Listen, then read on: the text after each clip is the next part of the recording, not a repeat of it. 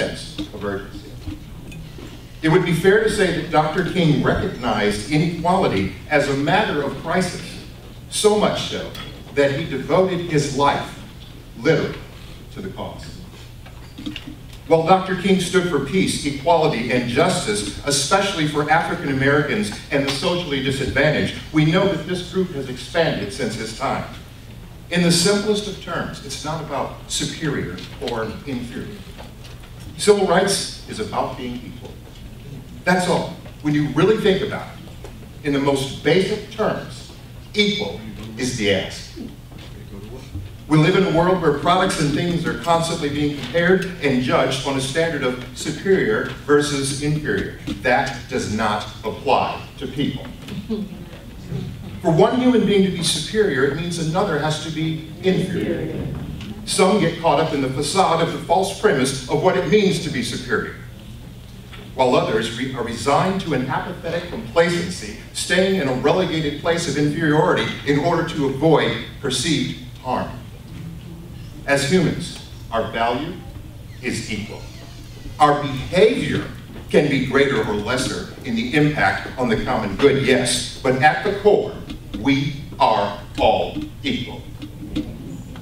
I liken this as similar to the futility of the argument of which is better, the interior versus the exterior of a structure. Without an exterior, there would be no interior. Without an interior, there would be no exterior. In other words, if you think about it, an exterior without an interior is just a solid mass. An interior without an exterior is void space. Given that in order to form a structure, they cannot exist without each other. They are of equal importance. We also know that if one or the other is in a state of distress, it diminishes the value of the entire structure. As a structure, they are one. So it is that as a nation, as a country, we are one. The battle is about being equal. Dr. King had a dream that set forth the wheels in motion before he left this planet. He planted seeds in the field to produce a bountiful harvest, one that we must continue to toil and cultivate lest it die and return to barren land. Failure is not the legacy we want to leave the generations yet to come. We must endeavor to endure. In my book, I talk about the three phases of endurance: let go, live now, and win, which aptly apply to this cause, the cause of carrying forward the legacy of Dr. King. We must let go of the things we do not control. In fact, we control nothing, but we influence a great deal. We must live in the present. To have life is to live. In order for the body to have life, the heart doesn't beat just once. The brain doesn't send just one signal. The lungs don't inhale and exhale just once. For the body to live, it is a continuous and repeated process. It persists until an abnormal external or internal event disrupts the process, which can cause it to end prematurely. Otherwise, it continues until it wears out. In this battle, we don't just do it once, but continually, every day. We must return fear and hate with love. We must return disrespect with respect. We must return malice with kindness. We must be the change we want to see in this world.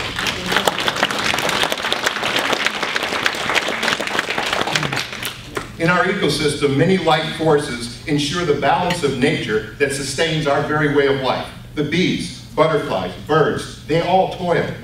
We are not here to serve only ourselves, but a greater purpose. Being the change we want to see turns a selfish world into a selfless world. It's not just a single act, but a behavior, a way of life. To win is to celebrate a victory. When running a race, the winner breaks the tape at the finish line, signaling their victory and that they have broken free of that race. I believe one of the meanings of what Dr. King meant when he sought to be free at last is having broken the bondage barrier of limiting beliefs and thinking, of stifling and debilitating fear, preventing positive change.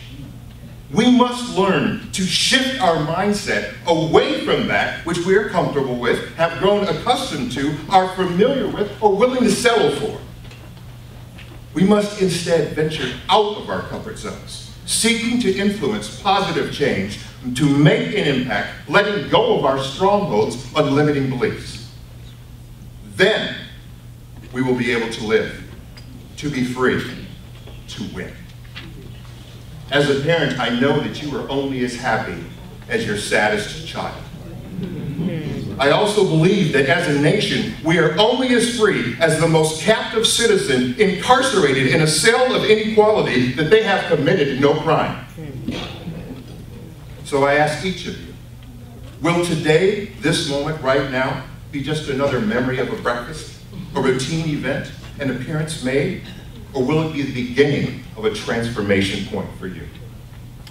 Will you settle for what you've accomplished up until this point, or will you consciously seek to redefine your boundaries you set for yourself on what you thought you cannot influence, walking past them into territory in pursuit of unity, peace, and equality?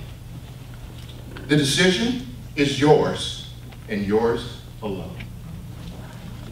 If one man had a dream he was willing to die for, can we at the very least honor him and making it a cause that we're willing to live for?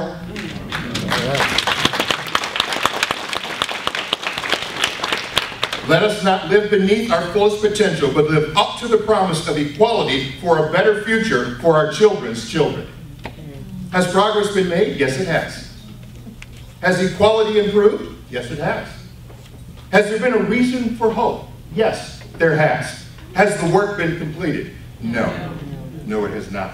If we're honest with ourselves, we know that this past year has shown us just how much work there is to be done. Amen. We witnessed political campaigns filled with divisive rhetoric, hostility, and personal disdain that were at times void of a respectable decorum we could be proud of or credibly defend. We experienced the loss of far too many lives, taken senselessly and unnecessarily, resulting in an onslaught of mounting tensions. And many other unspeakable events that left gaping wounds in the fabric of our unity. We are better than that. Amen.